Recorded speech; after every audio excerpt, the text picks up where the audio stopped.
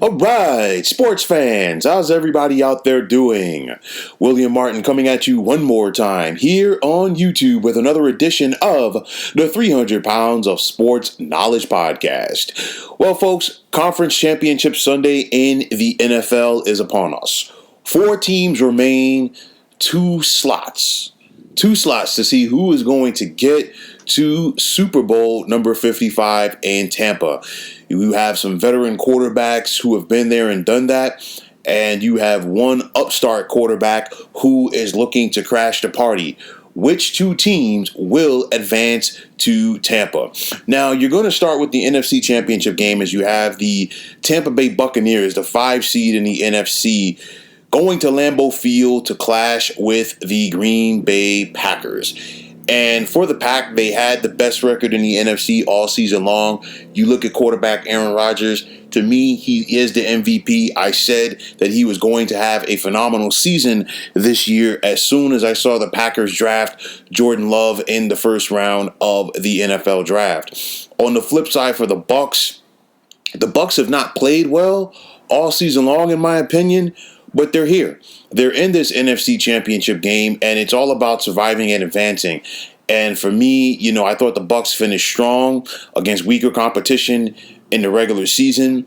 They went on the road in the first round of the playoffs and knocked off Washington. They got their sea legs, so to speak, and I think they got a huge boost by beating the New Orleans Saints last week, a team that had swept them in the regular season. For Tampa Bay, I've said it before, and I will continue to say it. Offensively, the best thing for Tampa to do is get their running game started, and they're going to really have to rely on Leonard Fournette. We saw Ronald Jones have flashes last week, but that leg is still not right. He hurt that quad in the wildcard round versus Washington, and you could see that he lacked the explosion last week versus New Orleans. So I think you're going to see a heavier dose of Leonard Fournette in this one. No Antonio Brown at wide receiver for Tampa Bay, but they still have plenty of talent. Of course, you look at Mike Evans, leading the way with this talented wide receiving core for Tampa, and they're definitely going to put some stress on this Green Bay secondary. Like I said, they got to get the running game going to keep this defense honest, and then after that, they could have, they will have some opportunities to make some plays in the passing game, but they just have to really rely on the running game and establish that early. Defensively for Tampa Bay, it is definitely not going to be as easy in regards to last week. You look at it, of course, Drew Brees more than likely is done in regards to being an NFL quarterback. The arm strength and the velocity are not there. Aaron Rodgers definitely has much more arm strength than Drew Brees has. On top of that, he is a much more mobile quarterback. So you looked at it last week where Tampa Bay was really able to rely on their front four for the majority of the game to, create pressure. It's going to have to be a little bit different than that. They're not just going to be able to sit back there in a cover 5 and just dare Aaron Rodgers to throw underneath, because he can throw underneath, but he can also go deep. And he has plenty of talent at wide receiver with the likes of Devontae Adams, just to mention a few in this Green Bay passing attack. I look at this game, it's 29 degrees. Historically, the Tampa Bay Buccaneers have not played well in cold weather. I think this is going to be a back and forth affair. I think both teams and both coaches and both all players have something to prove, especially at the quarterback position.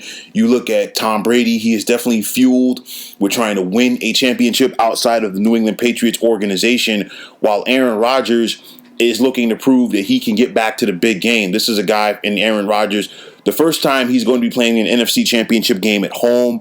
His record in the NFC Championship game is not good, and he wants to, exercise some of those demons.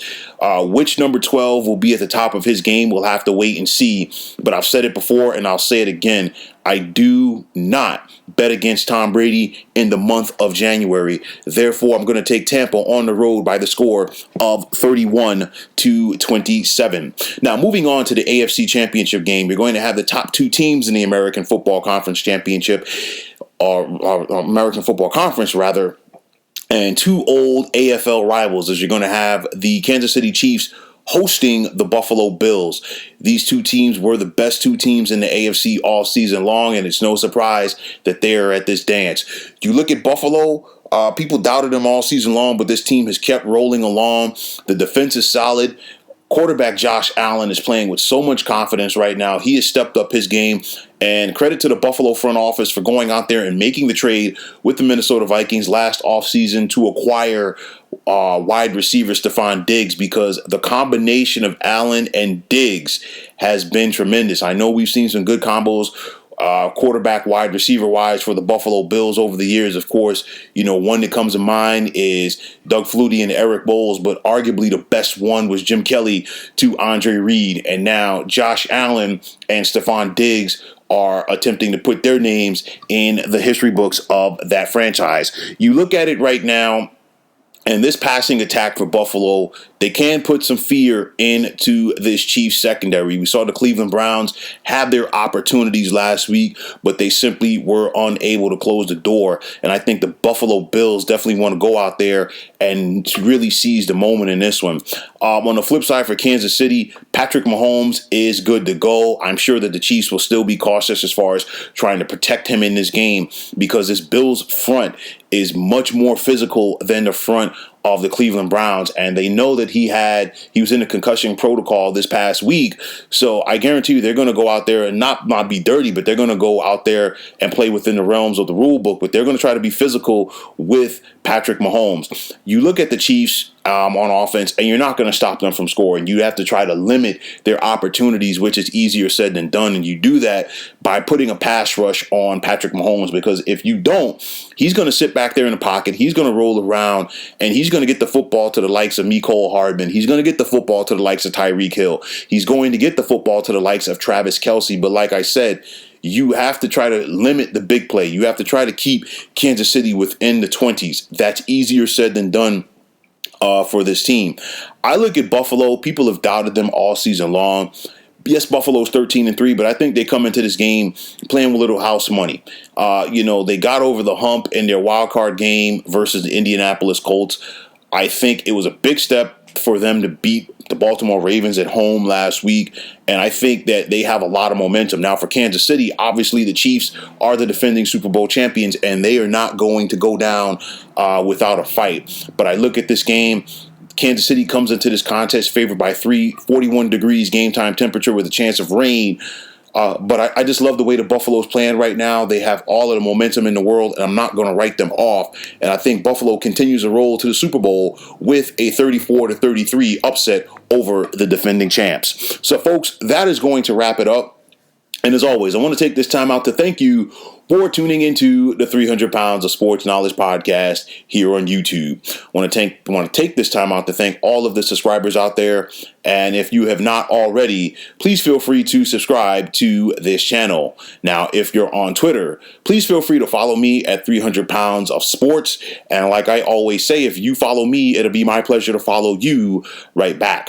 There is also the sports discussion group on Facebook at the Sports Depot 365. You can check it out. Drop a line and be a part of one of the better sports debating sites going on social media. So once again, fine folks, my name is William Martin.